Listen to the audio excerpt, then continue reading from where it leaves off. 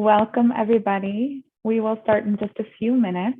As you join this event, please take a moment to fill out the poll that appears on your screen. We'll be sharing the results of the poll shortly.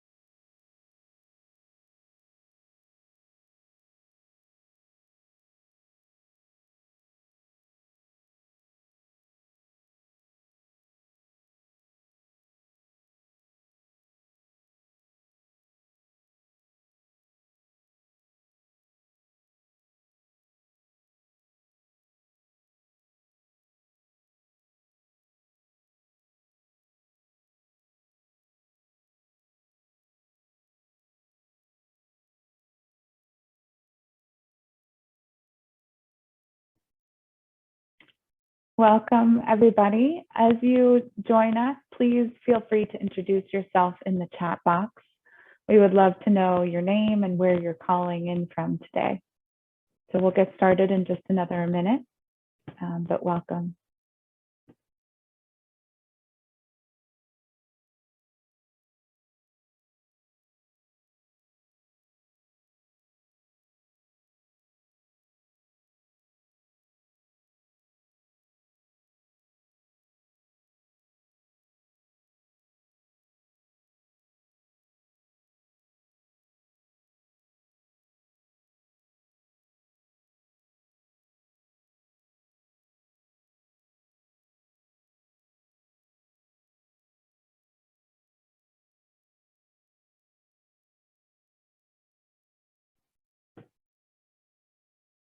Hi, everybody. Welcome. And please feel free to just finish up with this poll that we have on your screen here before we get started. All right. Thank you, everyone, for filling out the poll. As you can see from the poll results here on your screen, our question was, do you have any experience with climate knowledge and or weather climate information services? And you can see that the majority of people have a little knowledge or know quite a lot about these topics. So that's great, but also if you're a beginner or an expert, we hope that there'll be a lot that you can gain from today's webinar. And so we'll dive right in. So welcome to this Scale and Pro Wash webinar on climate knowledge co-creation. This event is co-hosted by the Scale and Pro Wash Awards and funded by USAID's Bureau for Humanitarian Assistance. A special welcome to those French speakers who are tuning in today. We'd like everyone to be aware that we will be providing French interpretation for this event. So if you would like to follow the event in French, you will just need to click on the small globe at the bottom of your Zoom screen where it says interpretation, and then select French. Once you've selected French, you can choose to either mute the original audio or you can hear it in the background at a lower volume if you'd prefer. And then also you're welcome to follow the presentation in French. Please click on the link that was just shared in the chat. And if you have any technical issues during the webinar, please send us a chat message to Suzanne Pro Wash, and we will do our best to assist you. So first, I just wanted to quickly introduce myself before we jump in. My name is Allie Blumenstock, and I'm the Capacity Strengthening Advisor for Scale. And today I will be co-facilitating with Jude Cobbing, the advisor on WASH, governance and infrastructure for Pro Wash. So Jude, I don't know if you can just say a quick hello. Hi, everybody. Good to be here. Chat later. Wonderful. Thanks, Jude. And for those who are unfamiliar with ProWash and with SCALE, SCALE is an initiative funded by USAID's Bureau for Humanitarian Assistance to enhance the impact, sustainability, and scalability of BHA, or Bureau for Humanitarian Assistance, funded agriculture, natural resource management, and alternative livelihoods activities in both emergency and non-emergency contexts. So SCALE is implemented by Merci in collaboration with Save the Children. And ProWash is also funded by BHA and is led by Save the Children. ProWash aims to provide support to implementing partners in order to strengthen the quality of WASH interventions through capacity strengthening, knowledge sharing, and applied WASH research opportunities. So to learn more about either SCALE or ProWash, you can visit the FSN Network website by clicking the links that we'll share in the chat box. And during this talk today, we encourage you to post your questions in the Q&A box at the bottom of your Zoom screen. And then you're welcome to upvote questions that you see in the Q&A box from others that you'd like the speaker to answer. And please try to refrain from sharing questions in the chat, as they might get lost, and use the Q&A box if possible. So to begin, I would love to introduce today's speaker, Dr. Suzanne Carter. Suzanne leads the Climate Services Practice Area at South-South North. She currently leads on Partnerships for Adaptation Research Alliance, ARA. Previously, Suzanne headed the coordination unit for the Future Climate for Africa, FCFA program, led the Weather and Climate Information Services for Africa, WISER Transform program, and was head of country engagement for the Climate and Development Knowledge Network, CDKN. I know we have a lot of acronyms here today, so bear with us. Prior to joining South-South North, Suzanne worked for the British High Commission in South Africa, where she led their bilateral engagement with South Africa on climate change and energy. And prior to that, she freelanced for the Earth Negotiations Bulletin, covering mostly UNFCCC, or the United Nations Framework Convention on Climate Change, climate negotiation. Suzanne holds a PhD in climatology from the University of Cape Town. And it is my great pleasure to hand it over to Suzanne now to begin the presentation. Suzanne, over to you. Many thanks, Ali, and thank you so much for inviting me to present to you all today. You can go to the next slide, please. So I'm just going to give you a quick overview of what we will be covering today.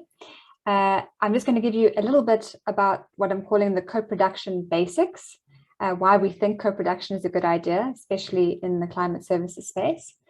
A quick signposting to where you can find a lot more information than what I'm going to be able to present in this short presentation today, from a manual on the co-production processes in African weather and climate services. Then I'll give you a whistle-stop tour through 6 building blocks of co-production, so what we should be actually doing.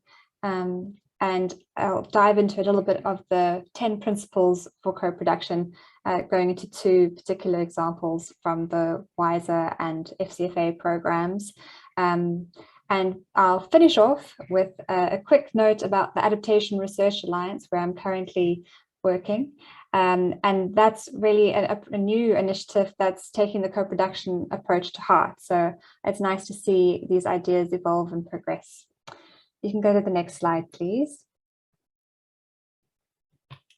So co-production is really the idea that we need to bring all stakeholders together to share in their diverse knowledge and understandings, and that this helps us to make better decisions and to make more useful services or research or actions to happen.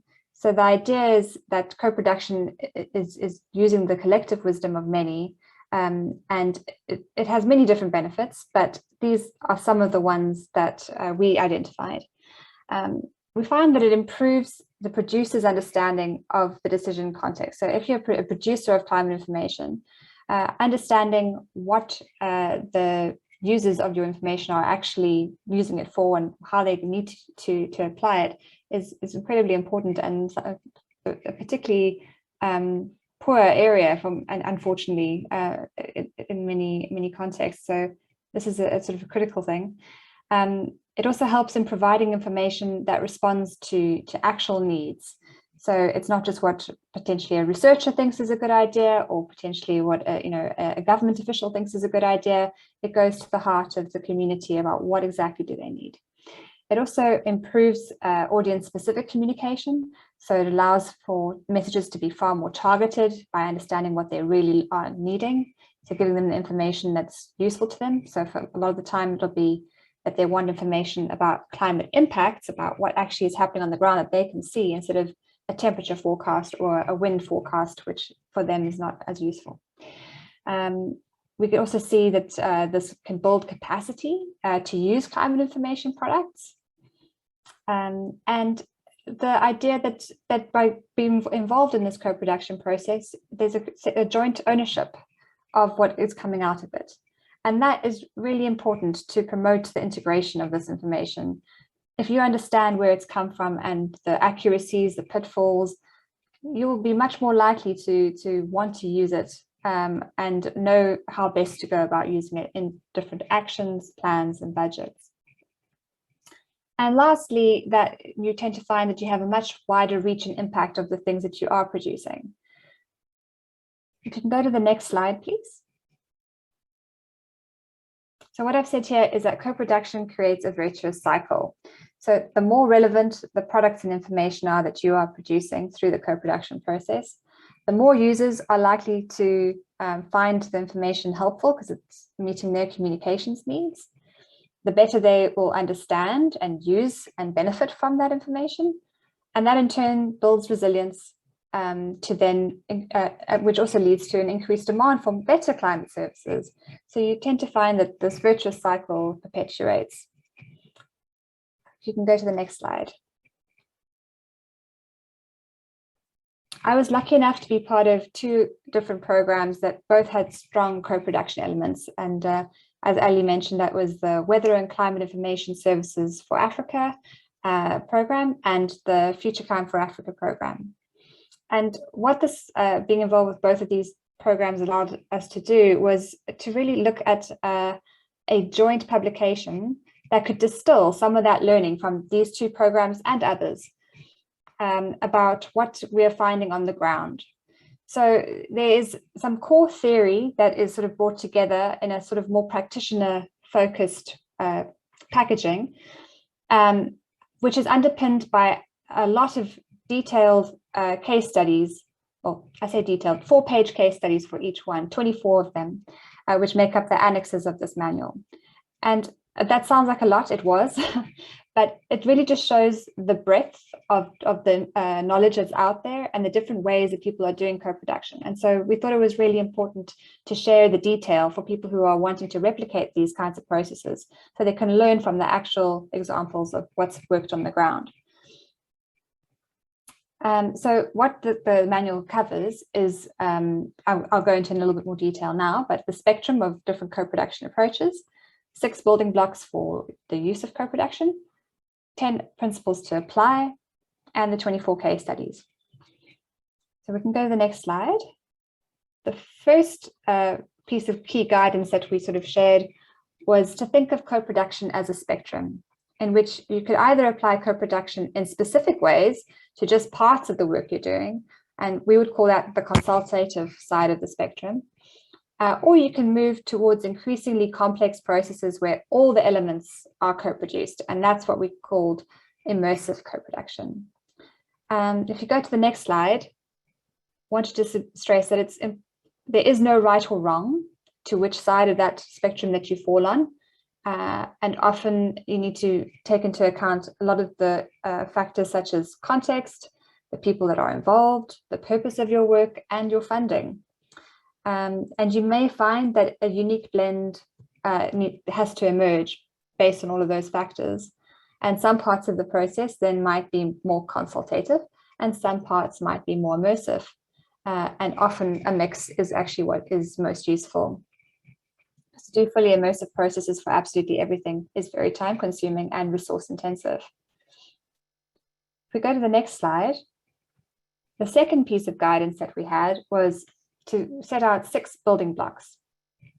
And this provided a practical framework for each of the case studies to share how they were going about delivering co-production, how they, what kind of process, what kind of dialogue, how did they do all of these things.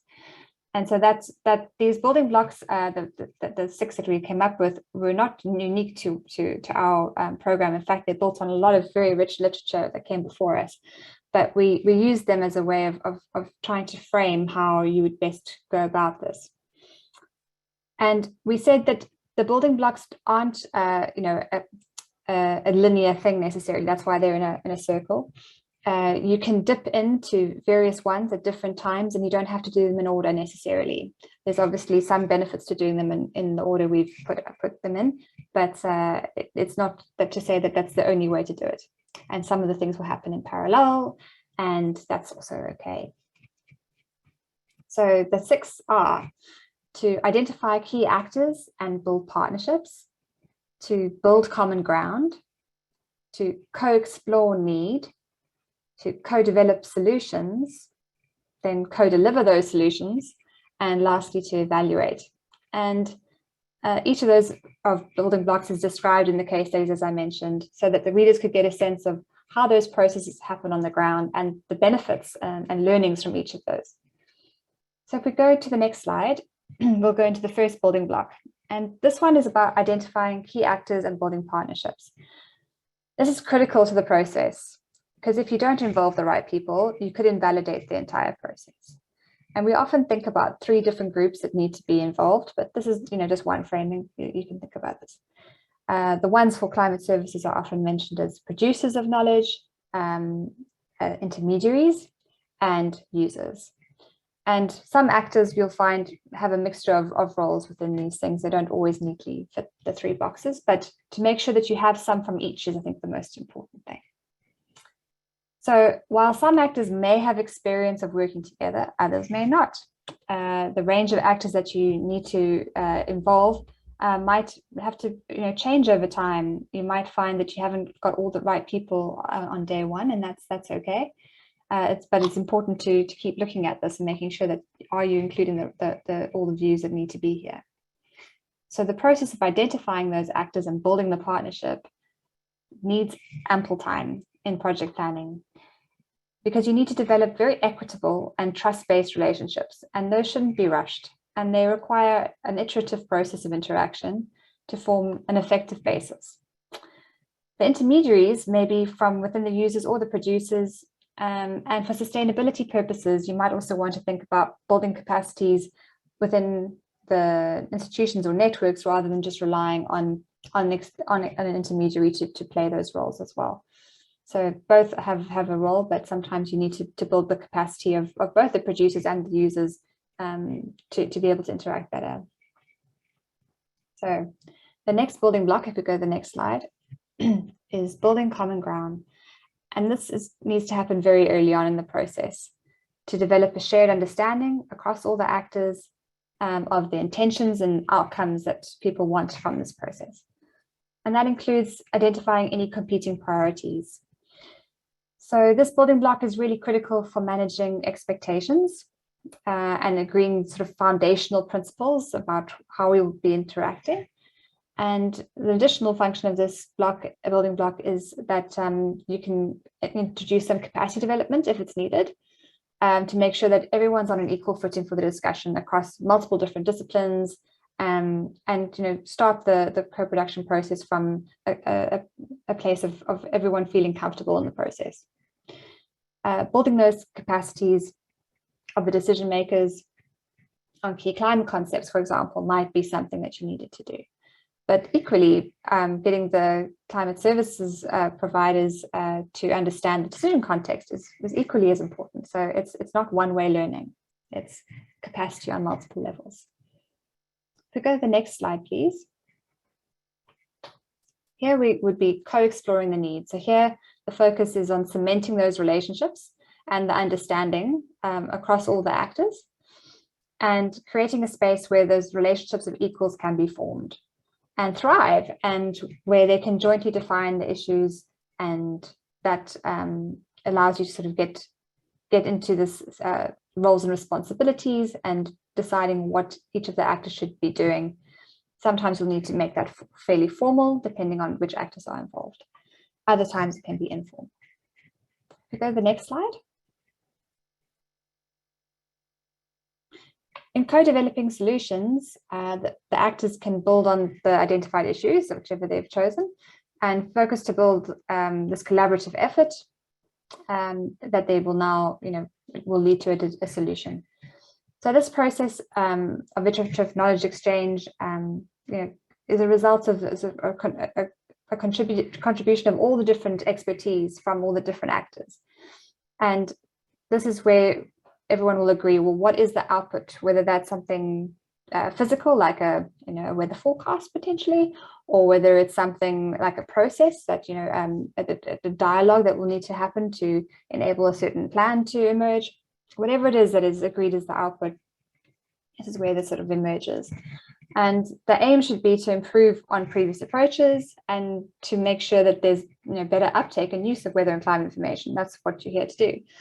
So that co-development is sometimes an ongoing process and requires ongoing feedback from your actors about how things are evolving, to make sure that they really are improving things on the ground, and that they are providing extra use. And sometimes that takes a bit of iteration before you get it right. If we go to the next slide.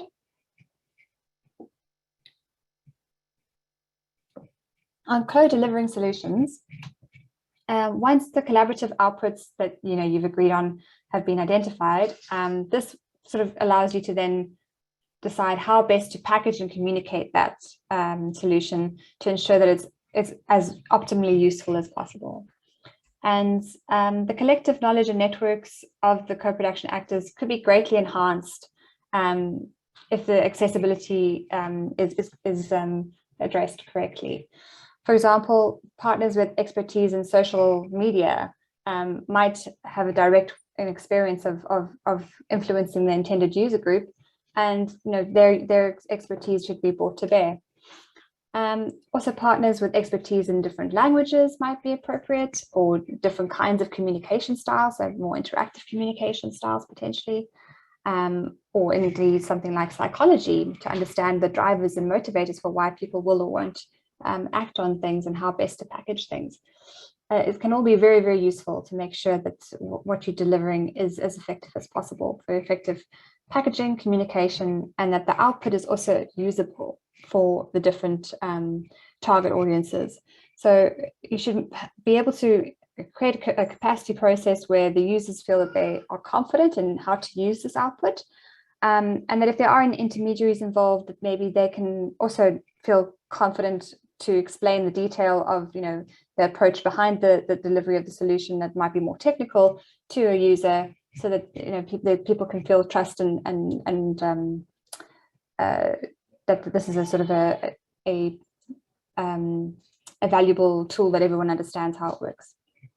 If we go to the last building block, which is evaluate, here we see that co-production is a bit of an unpredictable process that kind of ebbs and flows over time, and it also involves lots of different parties that might not otherwise work together. So it's particularly important to have regular reflection and monitoring time. And I'm not going to say monitoring and evaluation, but it depends on your process. But regular reflection and learning is definitely something that needs to happen.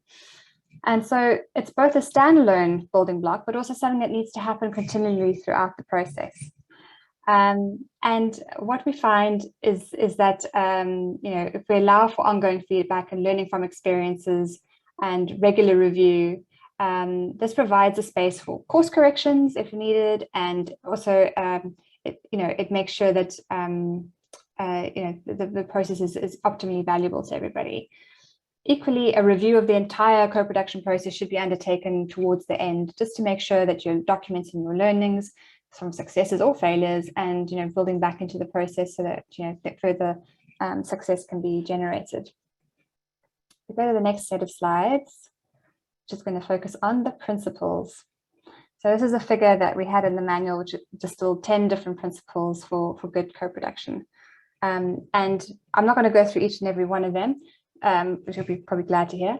But these basically were to help practitioners think through some of the common pitfalls of co-production and hopefully encourage new co-production processes to avoid those. So the principles really cover a range of different issues that occur, things from how to support conscious facilitation, enhancing inclusivity, embracing diversity and respecting differences. Those are all about how you do the process, like how to go about making sure that you create those level playing fields for everyone to contribute, things like that, to more practical things like communicating in an accessible way and delivering timely and sustainable services. Being able to have trust in something and that it comes when it's needed is very important. Another thing to get right is to ensure that there's a value add for all.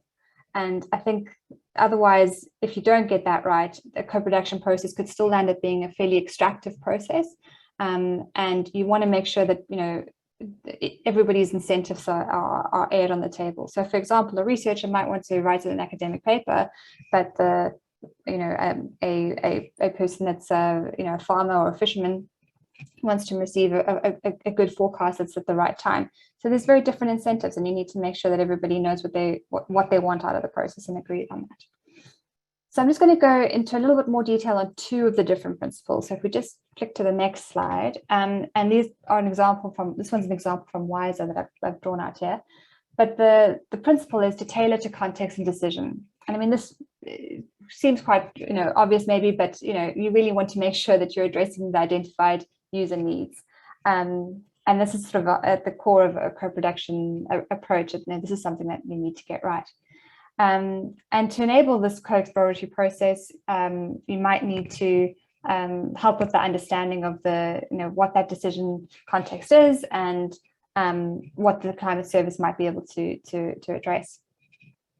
Because sometimes we can't do what we're asked to do. So sometimes we might be asked for a kind of information that either we don't have confidence in, or that we don't think is going to be, it's not at the scale that's being requested. So a lot of the time it's marrying up what's wanted and what's possible sometimes. For examples of how you can make sure that you are tailoring to context of decision, you could use workshops to explore that, or sometimes surveys can be a useful way to do that in a more quick and light touch way. The example that I've drawn on here is from the Wiser Highway project. And this project was really about the need for improved and accurate early warning systems to prevent the many deaths that were happening and damage due to storms and strong winds in the Lake Victoria Basin. The project was set up to establish regular weather forecasts and severe weather warnings for the fishing boats and small transport vessels on the lake. And the dissemination of these bulletins was prioritized through local radios and mobile phones. So that's where we got to, where they got to in the end. But it was interesting that early on in the process, when the users were brought in to describe what they thought of the process, and the meteorological service was brought in to describe what they thought of the process, there was a big disconnect between what people thought was going on. So the producers of the forecast said that they were doing a great job, and that they had produced a service that was useful. However, the users of that were saying that they didn't find the forecast were meeting their needs because it didn't explain the impacts of the weather. It was providing things about wind speeds and temperatures and rainfalls, and they didn't have access to the internet, and TV broadcasts were at a time when the decisions about whether they would go onto the lake or not had already been made. So by the time the TV was giving them the information they needed, they were already out there in the danger. So the co-production process allowed for those users and the Met Service to really identify and address the gaps in a meaningful and collaborative way. And it led to the current situation where there's a better understanding of what the users needed, and there was better consideration of the resources that were going to be needed to communicate in a more useful way. So now this is done through WhatsApp messages, and forecasts are sent also to the beach management units. and the community leaders, and they hold discussions with the fishermen or post notices, things like that, to make sure that everybody is well informed. And also local radio stations receive messages and emails and translate those into local languages so that they can be put into the news and current affairs programs. So investigating all those decision contexts helped to produce a daily weather forecast that informs their decision around whether and when to fish, and has ultimately led to less fatalities. So that's one of the great ways that you can see how co-production plays out in reality. If we go to the next slide, the second principle I'd like to touch on is one that I think is absolutely critical, is building trust. Because if you don't manage to do this correctly, the co-production you're going to do is going to be deeply flawed. So there needs to be a shared understanding of the co-production process between all of those involved, and a sustained collaboration is needed to build that trust and the longer term relationship. Everyone needs to agree how they want to interact, and how they you want to how frequently, for example, you want to interact. And you might find you need a combination of informal and formal engagements to assist with this partnership building. And that also we found that face-to-face interactions really help, especially at the outset. But COVID has taught us that that's not a completely impossible thing either. It's a little bit more complicated. The example I've drawn on here is from the Future Plan for Africa Fractal program, and I see at least some familiar names in the participant list. So I think we have a few Fractal people here, what came out of their process, which was a very immersive co-production process, is that they really used a very innovative approach. It was flexible and emergent to better understand what the city processes were and identify burning issues that were relevant to the city planners. They did this through using embedded researchers who could then work across different disciplines and foster strong trust and collaboration between, for example, the researchers and the city government officials. And doing this kind of approach where there was a point person to manage those relationships and be the sort of bridge between these communities really proved to be very useful. The fractal process was cited to be very successful in changing mindsets, led to the recognition of the value of other disciplines, other industries and people, and also created an awareness of the importance of collaboration. The relationship building was seen as a key benefit of the process. So in fact, the process was seen as one of the most important outcomes because people felt heard, they wanted to continue engaging in the processes and saw value in the learning that they were getting from this. A quote from one of the participants said, "The longer we work together, the more familiar we get with each other, the closer we get and the better we work together." And I think that's really beautiful. That it takes time. This is not an instant process, but it is worth keeping on at these relationship buildings, because at the end we get to a level of trust where real change can happen. So I'm then going to go to the last few slides, which is changing tack entirely, to tell you a little bit about a new thing I'm involved with called the Adaptation Research Alliance, which launched at COP in Glasgow, so a few months back. But we've been kind of in the setup phase for just over a year, I suppose. And on the screen there, you can see some of the organizations that are part of the Adaptation Research Alliance. So it's a very big mixture of kinds of organizations, quite a lot of research organizations, but also non-governmental organizations, think tanks, funders,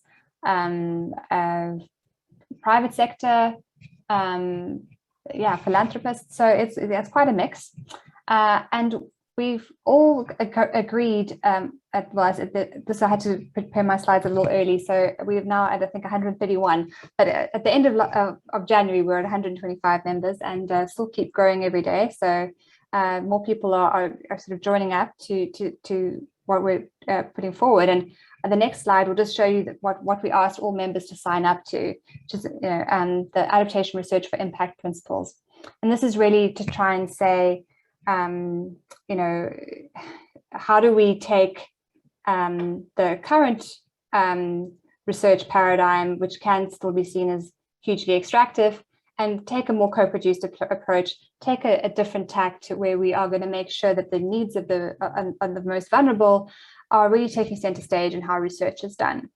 So the 6 principles that were crafted and agreed with the members were that research needs to be needs-driven, solutions-orientated, and lead to a positive impact on the lives of those at risk from climate change.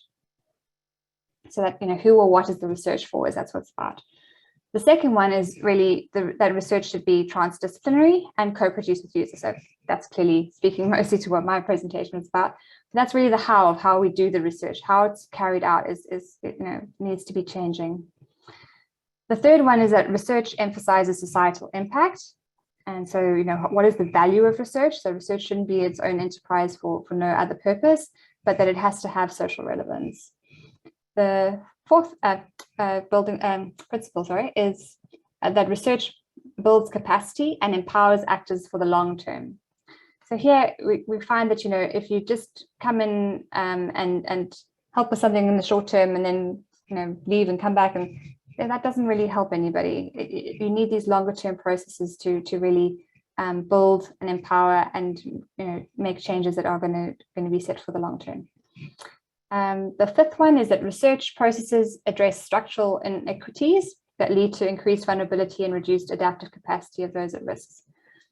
So how do we basically address the root causes of risks, of those risks? And I think this is still a challenge. It's definitely not the one I think that we've got all the answers for yet, but it's something that people are really trying to do differently, to make sure that some of the ways that we have been doing things can change. And the last is that learning while doing enables adaptation action to be evidence-based and increasingly effective. So basically, how can we strengthen the link between the research and action, so that we don't just wait for research to do its thing in a vacuum, that it needs to be joined up, and sometimes that's more messy, sometimes that requires a bit more of a change of mindset, but that it's ultimately going to hopefully result in far more impact. So that's my whistle-stop tour through climate knowledge co-production, which is a huge topic, but I hope that you have found that interesting, and looking forward to your questions. Thank you, Dr. Suzanne Carter. Thank you so much for that really interesting presentation. I must say I loved your emphasis at the beginning on what you called the collective wisdom of many in generating co-production of climate knowledge, and your virtuous cycle of co-production. Once this process gets going, it can lead to better things and better outcomes.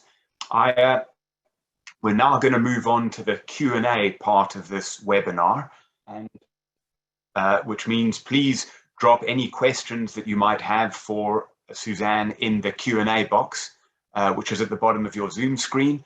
And you can also upvote questions in that Q&A box. We'll try to get to all of the questions by the end of the webinar, but if we don't, any that we don't get to, we'll put those into a Word document, and Suzanne will answer those questions and we'll circulate those to all attendees. So rest assured, everybody's questions will be got to. So Suzanne, we have a few questions that have come in already. The first one here is, what methods or tools did you use to build common ground between people coming into co-production without prior connections or from divergent groups, for example, farmers or pastoralist representative actors? Yeah, so I think... sorry.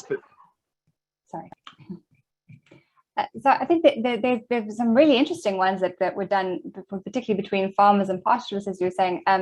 The AMA 2050 project, for example, used theatre forums to allow actors to give the participants a bit of a flavour of the dynamics between the different, what we call, the producer, intermediary, user. I mean, you can use different frames. But they allowed them to sort of look at the interactions and say, well, how is it, well, what is it that we all want from each other? And that, I mean, there's also things like the Forum for the Oppressed, which I think uses similar kinds of things where people can come in and out of different roles and put themselves in other shoes. That's another one that's been used in Caria, for example. There's things like games, they can be the serious games that the Red Cross Climate Center uses are some of the ones that are really interesting, where you can use those to try and break down a difficult concept for people to wrap their heads around, and just also bring sort of a level playing field. But some of those might sound like they are more too fun. But I think that the key with why you would choose those kinds of things is that often it levels the playing field when we're all being a bit silly, to allow for that sometimes that hierarchy that is between the farmer and the scientist to break down and to allow them to be more on the same wavelength. I think it shouldn't be underestimated how those things can help. I hope that's answered your question, Suzanne. Thank you. I must say I love the tension sometimes between what you've described as the unpredictable process of co-production and on the other side, the kind of hard science of climate prediction with all of the probability and the maths, and you've very well described how these things need to come together to give the kinds of outcomes that we want.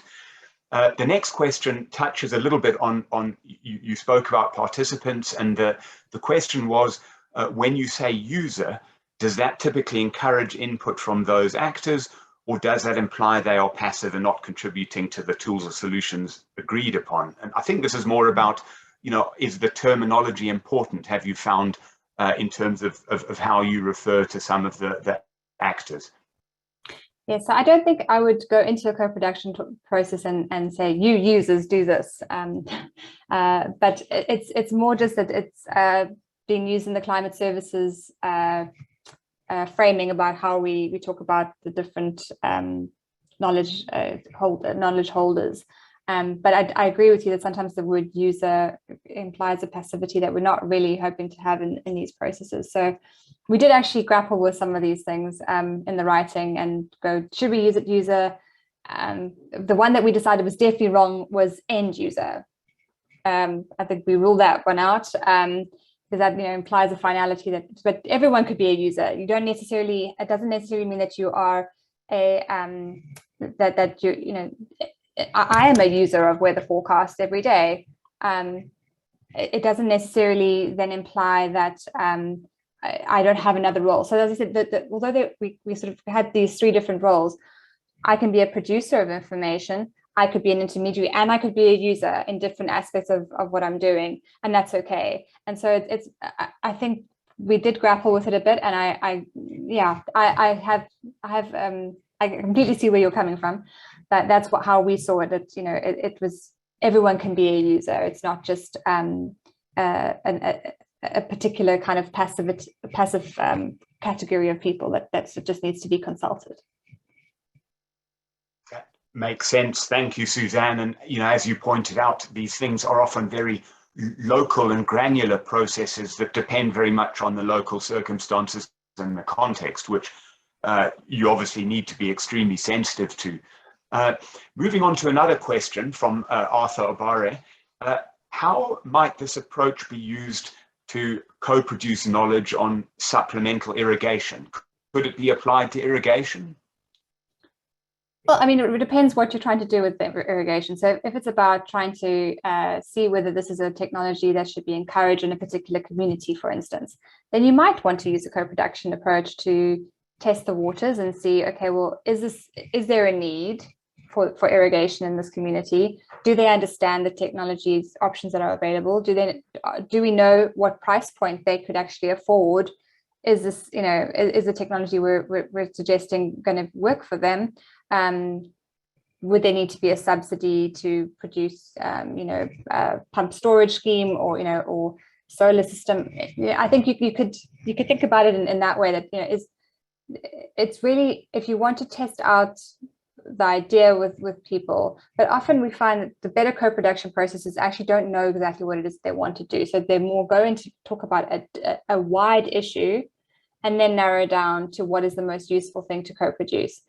So generally it's not used as much when, you know, we have a particular thing in mind that like, this is the answer.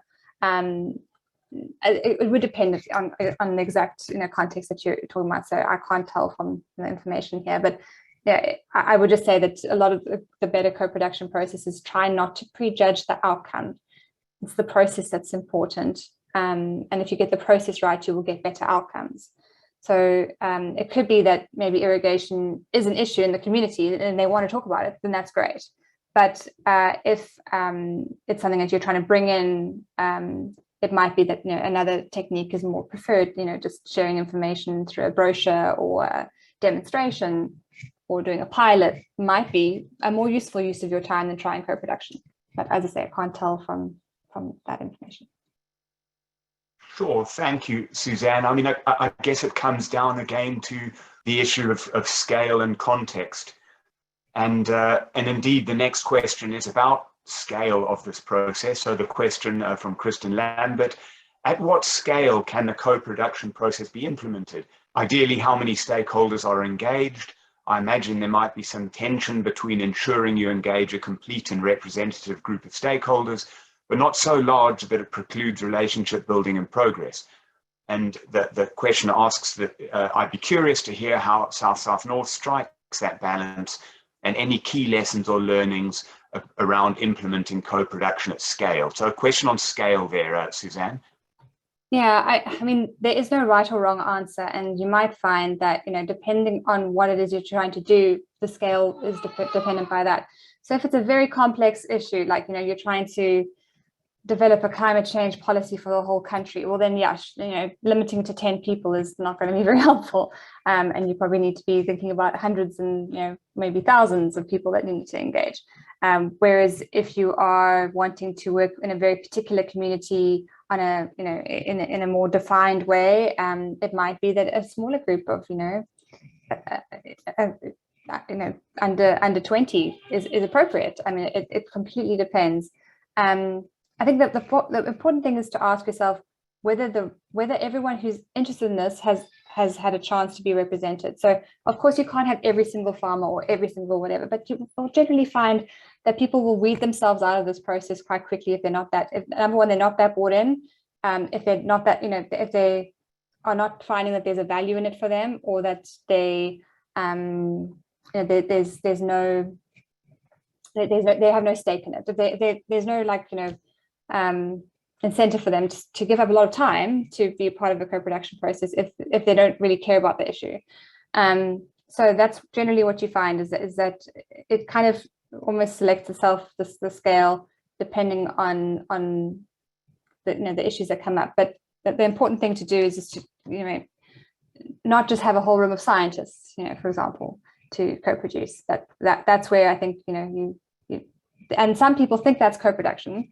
I personally disagree. I mean, that's transdisciplinary research for sure, but I think you need to be involving other types of actors, communicators, possibly, you know, as these intermediaries or connector kind of organizations.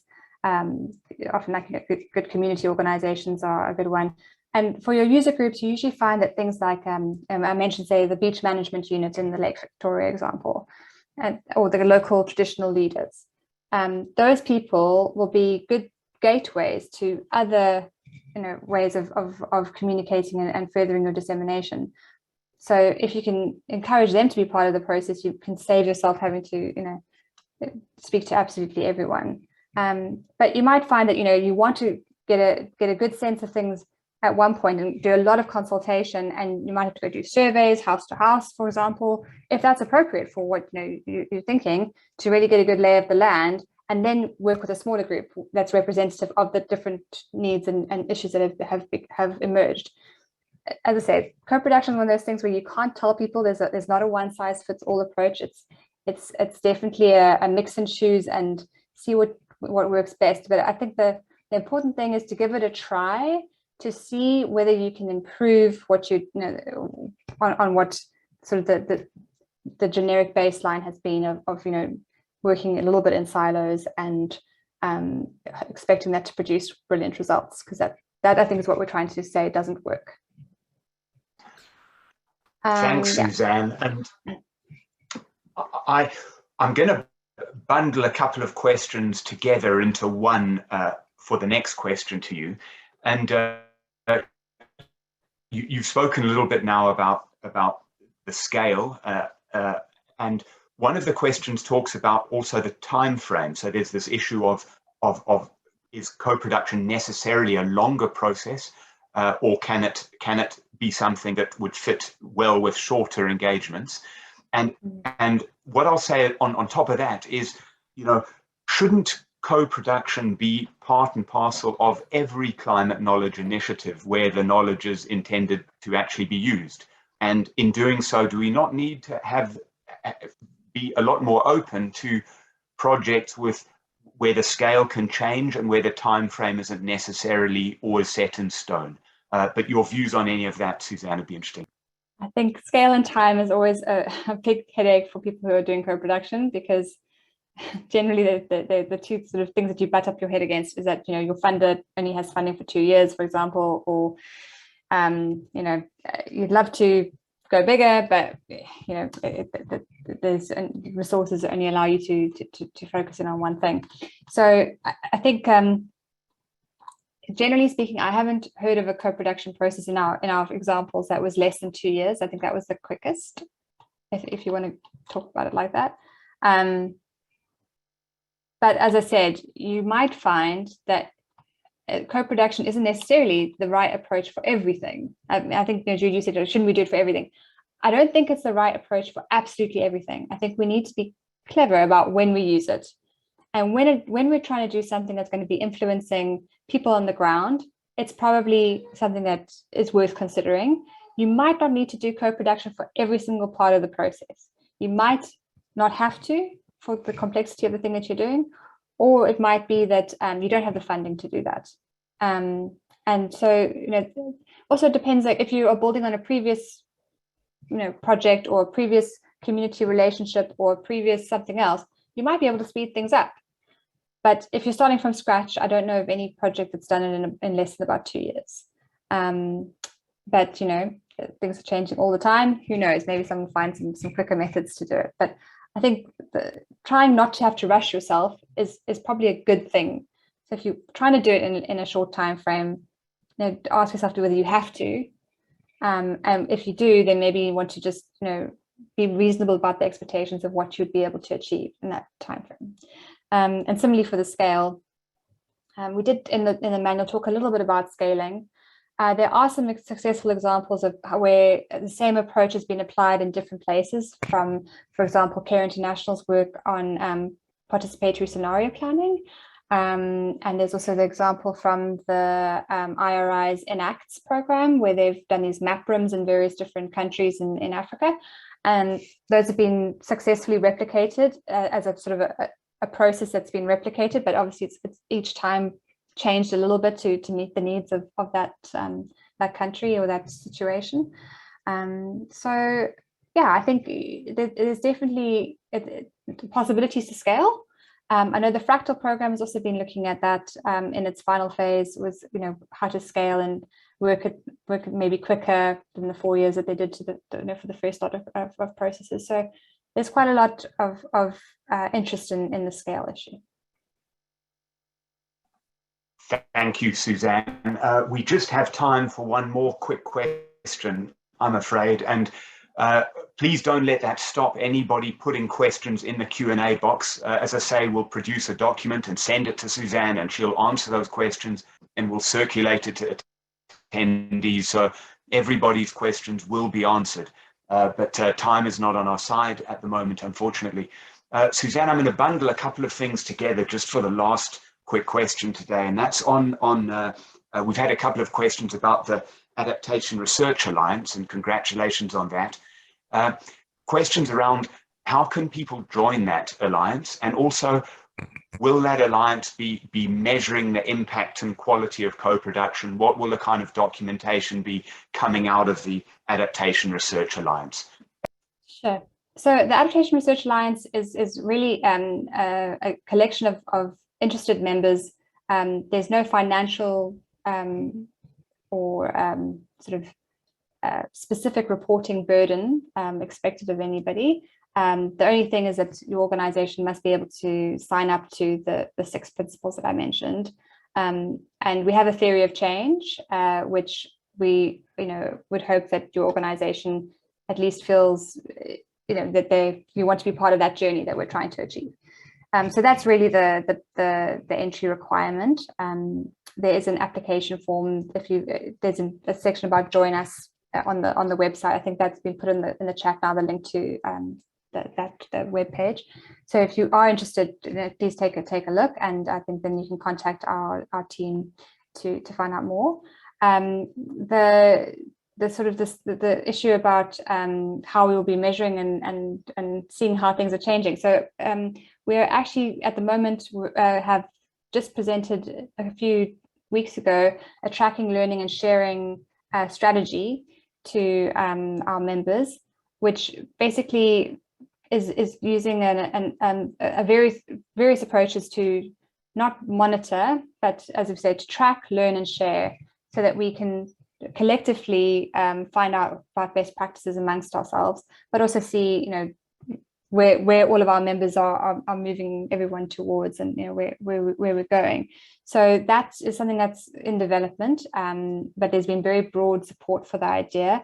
It takes some more qualitative approach to tracking, so that each organization would be able to set their own targets for how they want to contribute to the changes we're looking to see, and allow for this sort of, as I say, sharing and learning amongst the different members.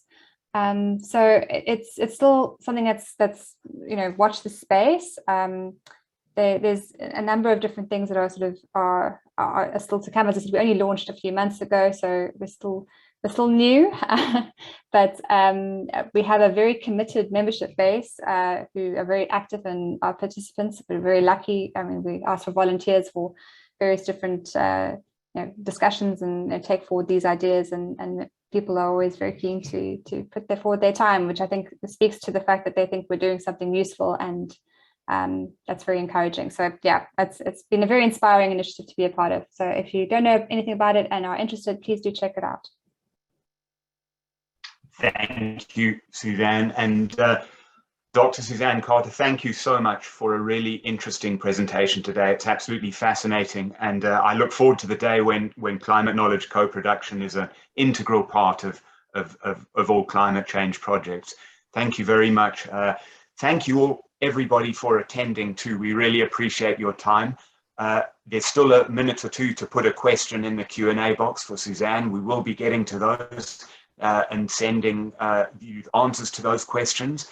As we wrap up the last minute or so, you'll see a closing poll on your screen in front of you. This is just so that we can get a better idea of possible options for future webinars or events to dig a little bit more into some of these details and issues. So if you wouldn't mind taking just a second to fill in that closing poll as we complete this webinar. And thank you again to everybody for attending. I'd also like to thank Suzanne Barakis, who handled all of the tech along with her team, my co-facilitator today, Ali Blumenstock, and Lily Olm for the very capable French translation. Can't have been easy, Lily. Thank you for that.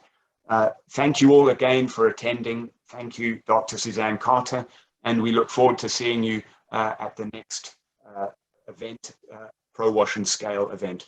The poll results are on the screen in front of you, and it looks like there is some demand for future